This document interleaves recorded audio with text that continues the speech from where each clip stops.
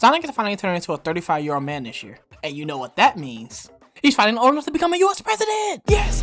Yes! Yes! Yes! Yes! Yes! Also, there is games and stuff coming this year too. They've now finally started doing a marketing campaign for it, and it got everyone thinking, what are they gonna do? Everyone been predicting things like, oh, they're gonna do a Sonic Advance Collection, Unleashed port, and whatever the fuck Sonic Eclipse is. And low-key, I don't think they're doing any of those. In fact, I know exactly what they're gonna do.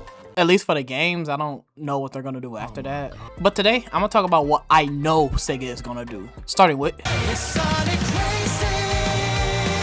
So recently, the director of Sonic Racing Crossworlds stated in an interview that there's more surprises that haven't been revealed yet. Now while this could mean that we're finally getting Iizuka Hashino from Project Sekai in the game, it could also mean that we're getting brand new modes completely out of nowhere. Because remember, Legends competition came out of nowhere. I also fucking hate Legends competition, but that mode wasn't on the roadmap, so what else could they possibly have? So this is what I think they're gonna do. They're gonna release two big modes this year. One of those modes being an exploration open world mode named Cross Travel. This mode will take heavy, super duper omega inspiration from the open world in Mario Kart World. In that game, you can travel the world, do little challenges, and just collect stuff in one big open world. And I think it's pretty cool. But what makes Cross Travel different is that you can't do anything you can do in Mario Kart World in this mode. You can only drive around the tracks without any challenges, no collectibles to collect, nothing.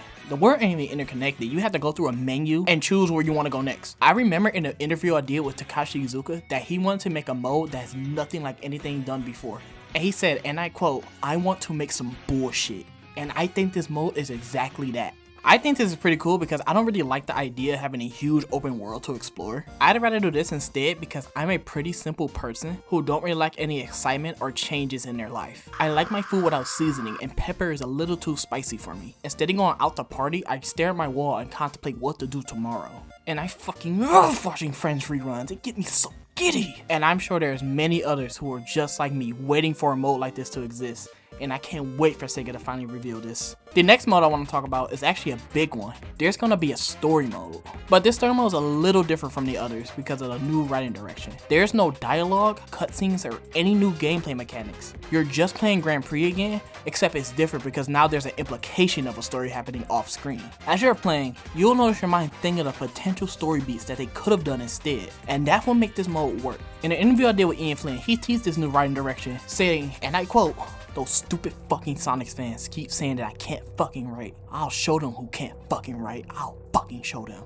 And I think this is what he was talking about. I think this is pretty cool because I like thinking of potential in Sonic writing, and this just fuels my creativity. I get to think of characters like Sonic, SpongeBob, Pac-Man fighting each other while Ichiban is on screen shaking ass for the world to see. Also, my ideas are just way better than Sega's. Like, they don't understand that character at all, but I do though. I understand Sonic way better. Now I'd rather have a perfect story mode in my head than have Sega ever write something for me. So this mode is perfect for someone like me. Also, they're adding new tracks and Crossworlds, but honestly, who the fuck cares? Yabagoobie. The next thing I want to talk about are ports and remasters. One of them is gonna be Sonic 3D All-Stars. After so many years of just begging for these games to be re-released, Sega finally decided to say, here nigga, damn. So we're finally getting Sonic Blast, Sonic 3D Blast, and the full version of Sonic Extreme built from the ground up using AI technology.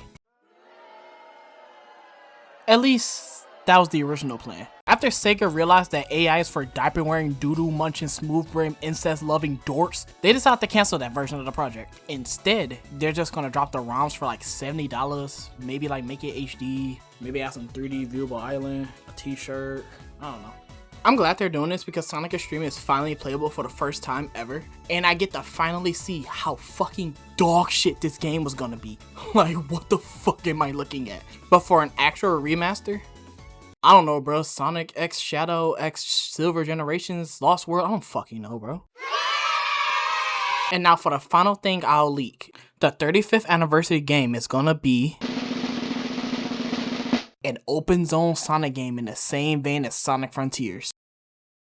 And that's all I have for the video. I think everything I've said here is actually going to happen, so when it does, please let me know how smart and cool I am for being right about everything. Because I am always right and I'm never wrong. This is my first time making a video like this, and if you want to see more, you won't, but subscribe anyways, bye!